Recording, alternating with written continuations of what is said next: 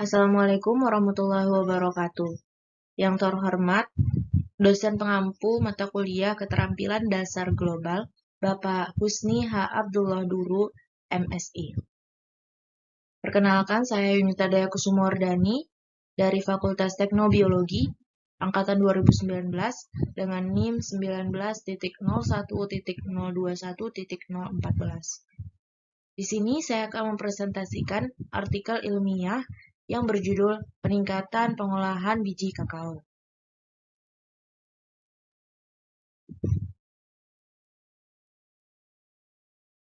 Biji kakao adalah bahan utama dalam pembuatan bubuk kakao atau coklat, yang dimana bubuk ini merupakan bahan dalam pembuatan coklat atau makanan ringan lainnya yang didasari oleh coklat. Permasalahannya di sini adalah pengolahan biji kakao dan belum adanya satu prosedur baku guna menghasilkan biji kakao kering yang berkualitas. Mengingat betapa pentingnya kebutuhan industri nasional maupun internasional saat ini. Fermentasi sendiri adalah suatu proses dengan bantuan mikroba sehingga mengalami perubahan secara biokimia. Proses ini dikatakan lebih efisien jika dibandingkan dengan pengawetan lain karena fermentasi menggunakan energi yang rendah. Proses fermentasi yang dilakukan pada biji kakao memiliki tujuan untuk menghancurkan pulpa hingga terjadinya reaksi biokimia terhadap keping biji kakao. Teknik fermentasi yang benar dari biji kakao adalah persiapan penting coklat yang memberikan rasa yang diinginkan pada produk akhirnya. Ragi, bakteri asam laktat atau BAL, dan bakteri asam asetat atau BAA adalah mikroorganisme esensial yang penting untuk fermentasi pulp kakao yang berhasil.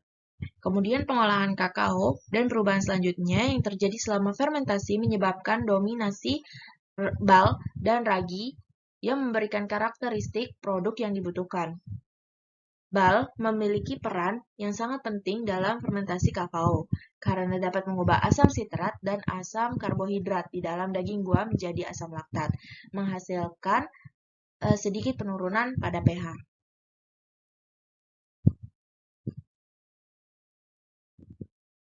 Kemudian di sini ada hasil penelitian. Hasil penelitiannya yang pertama adalah perubahan kandungan gula reduksi. Bisa dilihat di situ ada tabel. Kemudian tabel ini menjelaskan tentang terlihat jelasnya perlakuan pada A1 yang tanpa penambahan biakan murni menghasilkan kandungan gula reduksi yang lebih rendah dibandingkan dengan perlakuan A2, yaitu bakteri asam laktat, dan A3, bakteri asam asetat. Oleh karena hal ini, terindikasi bahwa proses fermentasi kakao kering jemur berjalan lebih lambat dibandingkan proses fermentasi kakao basah. Dalam jangka waktu 6 hari, proses fermentasinya belum bisa dinyatakan berhenti. Kemudian yang kedua, di situ ada tabel perubahan kandungan etanol. Dengan menambahkan biakan murni, Saccharomyces cerevisiae dan biakan murni bakteri lainnya dapat membantu untuk menaikkan kinerja dari fermentasi biji kakao tersebut. Dengan meningkatnya jumlah etanol, maka terindikasi bahwa adanya peningkatan dari aktivitas hamir, namun tidak termasuk peningkatan pada populasi dari hamir tersebut. Kemudian yang ketiga di situ ada tabel kualitas biji hasil fermentasi, yaitu dapat dilihat penambahan biakan murni memperlihatkan peningkatan kandungan asam di hari pertama serta nilai pH yang rendah. Namun di hari berikutnya terlihat kandungan asam menurun secara signifikan pada proses fermentasi yang dikarenakan fungsi dan peran bakteri asam laktat dan bakteri asam asetat semakin lama waktu fermentasi, maka semakin banyak pula alkohol yang diubah menjadi asam oleh mikroba.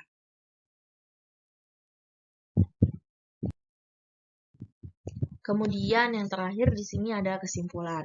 Jadi kesimpulan di sini dibandingkan dengan biji kakao jemur kering, non-fermentasi dan fermentasi, terlihat kualitas yang sangat jauh perbedaannya dikarenakan dengan menggunakan biakan murni mikroba bakteri asam laktat dan asam asetat sangat berpengaruh untuk perombakan senyawa biokimia dan hasil kualitas biji kakao yang terfermentasi.